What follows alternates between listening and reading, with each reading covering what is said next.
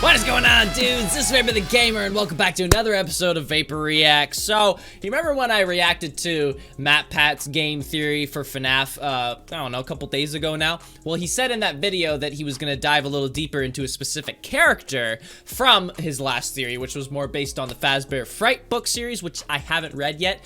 But by the way, I want to let you know, I ordered the previous collection of FNAF books, and they should be coming today or tomorrow, so I'm going to dive into those as much as possible. If you haven't seen the previous FNAF theory video, I suggest you go watch it now, because this is going to be spoilers from that. So that specific character that MatPat wanted to kind of get a closer look on was the little boy Oswald from the ball pit, which is a time-traveling ball pit. He pretty much went back in time to 1985 and saw all of the previous murders and stuff, and we wanted to kind of dive deeper to what is in my freaking eye? He wanted to dive deeper into this character, being that we don't know who is making all of these FNAF games, as previously told in FNAF VR. Like, not the actual games made by Scott, but like the games that were talked about in FNAF VR, which Oswald might be the culprit. Everything will be linked in the description down below so you can check this all out for yourself. Okay, I'll subscribe to the Game Theorists for all of these amazing theories. I can't believe he's just keeps going with these. But they're pretty interesting, and I'm gonna get into this one right now. So I'm gonna click play on this in 3, 2, 1, boom.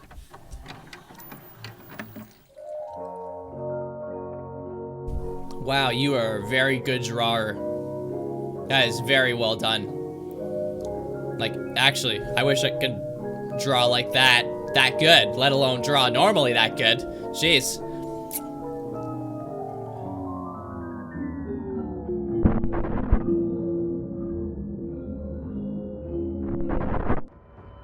Is that Oswald?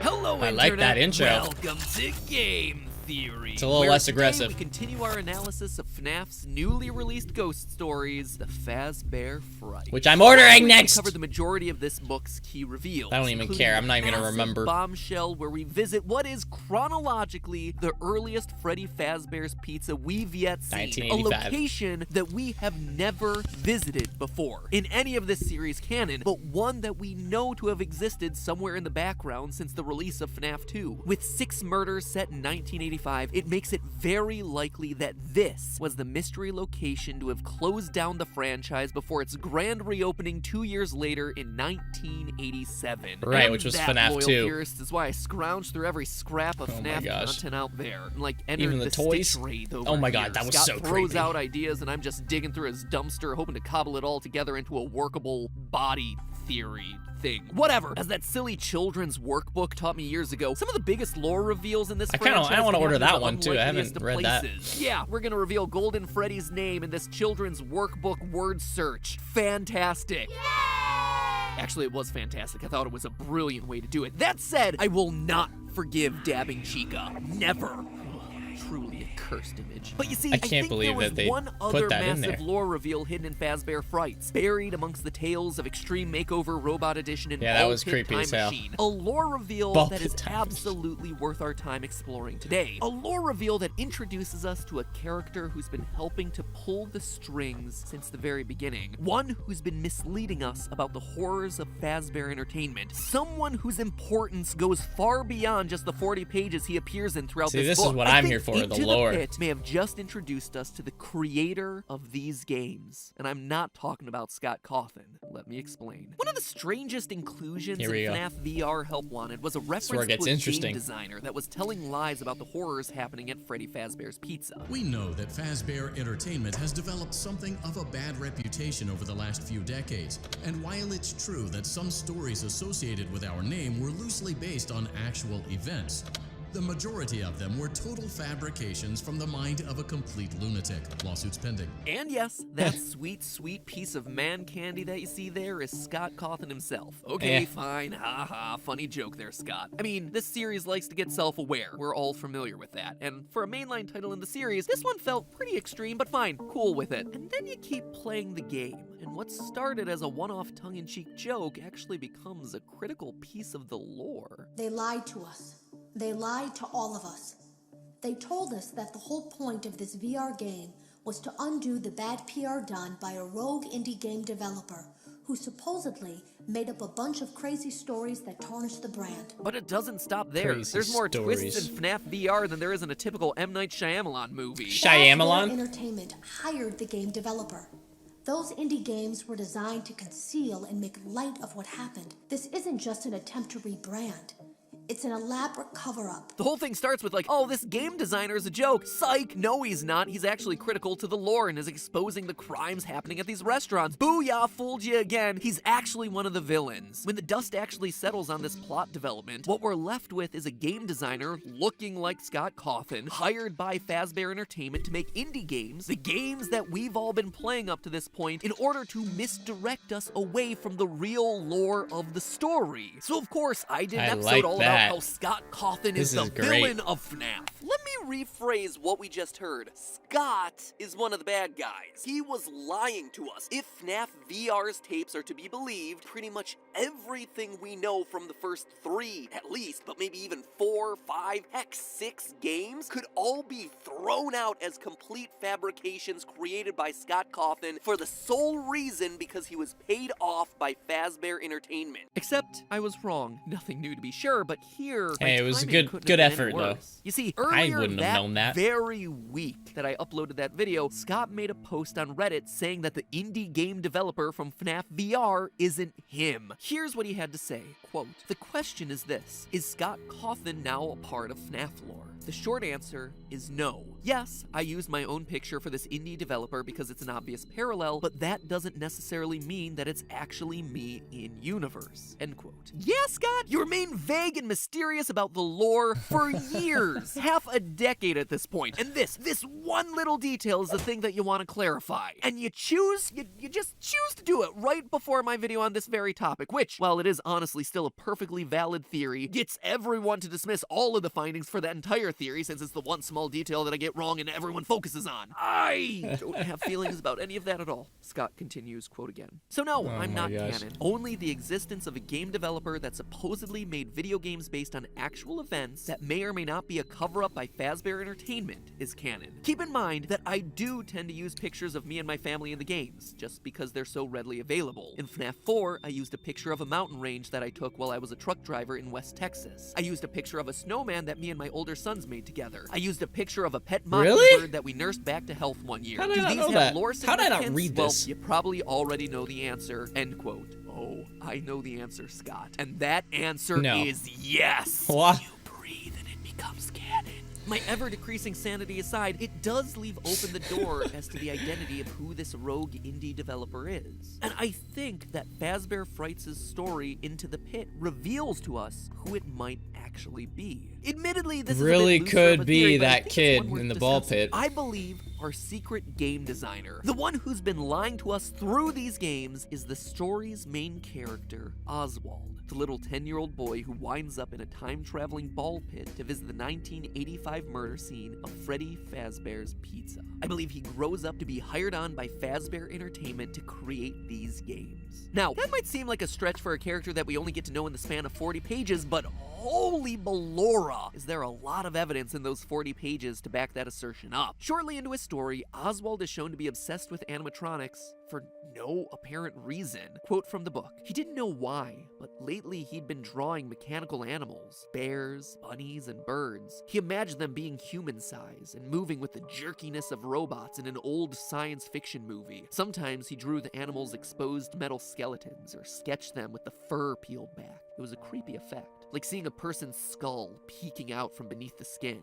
End quote. Now mind you, this is without him very creepy. ever having a connection to animatronics. Heck, he doesn't have a connection to the pizzeria at this point in the story. He has never been there. Nothing. This is just him naturally choosing to draw these oddly specific things without any outside references or influences. So already this boy seems to have himself a strange connection to the FNAF lore, or is just a psychopath in training, but there's more. For such a short story, Into the Pit takes a lot of time to establish Oswald as a fan of video games, B-grade Japanese movies, and manga. A lot of time for a 40-page story. We hear about him listening to video game soundtracks. We witness the debates that he has with his father over cheesy Toho-style Godzilla monsters. How funny he finds the actors' lips not matching up with the dubbed-in words in those sorts of movies. He visits Doesn't anyone the love that, library, though? and we hear about his enthusiasm for the latest manga installment. Now, the connection to video games is pretty obvious here, right? If he likes video games, well, there's a chance that he'd want to grow up to be a designer of video games himself. But it's his connection to old, cheesy Japanese films and manga that really got my gears turning. Think back to Ultimate Custom Night. At various point thresholds in that game, you would unlock the Bear of Vengeance cutscenes. Each one clearly inspired by those old, poorly dubbed Japanese samurai movies. Never even The thought art of style these, clearly like, at riffing all. on classic anime and manga animations. The mysterious designer of the FNAF games, who presumably made Ultimate Custom Night, would need to be a fan of this style of storytelling to want to incorporate it into his work. And here we have ourselves Slowly Oswald, unraveling. a person who exists in this universe, whose limited characterization is spent establishing him as a fan of exactly this type of storytelling. Speaking of limited characterization, it's a minor connection, but a key point of the story is how money-strapped Ozzy and his family are. The reason he spends so much of his time in the library and the pizzeria is that they're both cheap forms of entertainment during the day, while his family works over the summer. If Oswald were to grow up and end up designing the FNAF games, well, it would actually be a somewhat similar story arc to Scott Cawthon himself. As his story goes, Scott was a struggling game designer. He was making minimum wage during the day as a Dollar General store clerk and working on his games at night, with none of them going anywhere, many of them being poorly received. The first FREDDY'S game was the one where all of his years of hard work and grinding finally paid off. There's obviously a lot more to that story, but suffice it to say, Oswald seems to be a character after Scott's own heart, coming from modest means, a fan of nerd culture. So to see Ozzy be the in-universe programmer of these games, to be Scott's literal in-universe stand-in for himself, well, it doesn't seem like that much of a stretch. But okay, saying our designer was this kid who draws spooky animatronics, comes from a low to modest income family, a story similar to Scott, and likes video games and anime is still a bit of a stretch, right? Describes like 90% of kids. Okay, well, maybe not all kids have a psychic connection with a decades-old murder restaurant, but the rest of it, sure, pretty generic kid. Here's the thing though, we're not just talking about Oswald's character traits here. If you look at Ozzy's experience with the Fazbear restaurant in the story, you could see where he'd be inspired to include certain game elements that we ourselves have played through. The first and most obvious is Jeff, the current owner of Jeff's Pizzeria, the pizzeria that took over the abandoned Freddy Fazbear's in Oswald's time. He's described in the book like this, quote, "Jeff was creepy too. He looked 100 years old but was probably just 30. With those heavy-lidded bloodshot eyes, the stained apron, and the slow speech and movement, he was like a zombie pizza chef," end quote. Slow movements, bloodshot eyes, zombie pizza chef with a red-stained apron. It sounds like it could very well be the inspiration behind an undead murderer in a pizzeria who refuses to die, or a walking purple zombie that haunts the streets of the town. That's what I was thinking. Remember, the game designer hired on by Fazbear Entertainment was tasked to lie about and make light of the murders in the Freddy restaurants. So what we see in the games would likely be a mix of reality and fiction. Oswald could very well be pulling from his real-life experiences. I mean, the names of people Oswald encounters also have themselves an uncanny similarity to what we see in the games. Ozzy's best friend from the past is named Mike. A Mike who outright says this, quote, "You know, when I was little, I loved Freddy Fazbear's band. I even had a stuffed Freddy I used to sleep with," end quote. Wee-woo, wee-woo, wee-woo. Oh, sorry, that's the lore connection alarm. It goes off anytime someone makes a passing reference to FNAF 4. In that same conversation, Mike also reveals that he has himself a sister. Wee-woo, wee-woo, wee-woo. Sorry again. And then they also talk about how creepy clowns and dolls are. Whoop, whoop, whoop, whoop, whoop, whoop. Are you Apologies, done? That's my other alarm. That's the sister location revelation alarm. Anyway, it doesn't seem to be Mike Afton or Mike Emily. Oh, you can bet I checked into that one. But these conversations could certainly have inspired Oswald to make a character named Mike, who lives and loves the Freddy Fazbear franchise, who has himself a favorite Freddy plush, who has a sister who loves dolls and becomes a really creepy goofy clown doll hybrid who commands an army of dolls herself. Later in the book, Oswald meets a girl named Gabrielle, who loves Greek myth and gives him the courage to fight back against Golden Bonnie. Gabrielle is a very random character, but one with, again, a very important name. One that is, once again, shockingly similar to one of the kids that we find on our gravestone, Gabriel. Even the theme of this short story could have inspired Oswald's games. You see, after Oswald uncovers the 1985 murders, his dad gets sucked into the time travel pit by Golden Bonnie. And not just sucked in, he's replaced. Suddenly, everywhere his dad should be, Ozzy instead sees the silent, staring Golden Bonnie stalking him, watching him.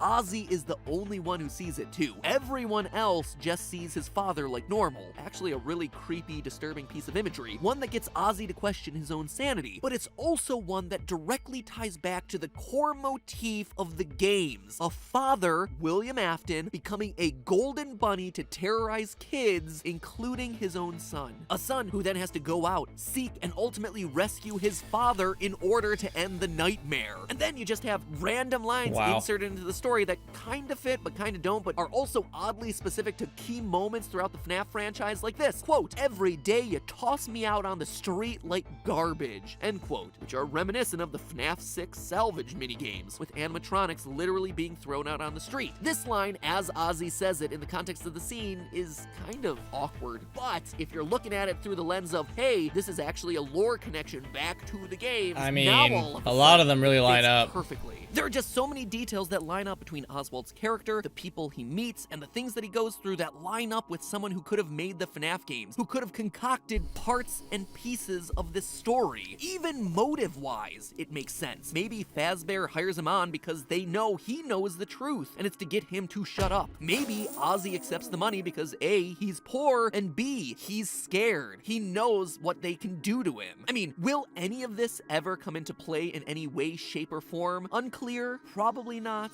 but one, it actually may be able to help us better separate out the truth from the fiction in the early games of this franchise. Like knowing zombie people were inspired by Jeff, the owner of Jeff's Pizzeria, the zombie guy, may take all of that information off the table and really let us focus in on what truly matters, a specific subset of murders. But even if it doesn't do anything grandiose like that too, I wouldn't be surprised if we end up seeing Oswald again at some point. I mean, already there's a new teaser for the next installment of Fazbear Fright, Fetch, up on Scott's website. So you can bet that we're gonna have a lot more to say about this series and its connections with the games in the coming months. But hey, that's just a theory. A game theory. Thanks for watching.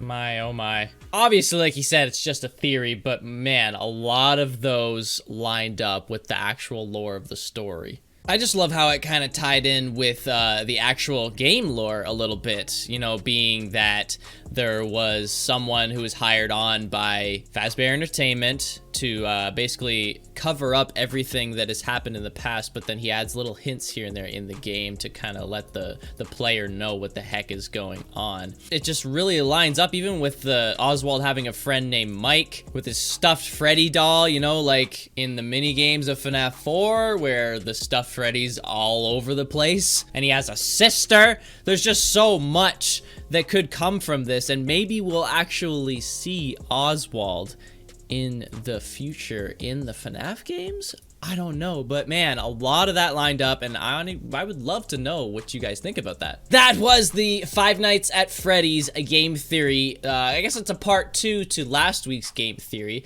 and this one is titled FNAF The Faceless Puppet Master. Woo! I love this. Let me know what you guys think in the comment section below, and everything will be linked in the description down below so you can check everything out for yourself. Okay, along with the Game Theorists channel, please go subscribe if you're into all these FNAF theories, and if you're new to them, go check out the previous ones to see how much we've come along with this. So like it if you enjoyed, guys. Subscribe for more videos, and I'll see you in the next one. So bye!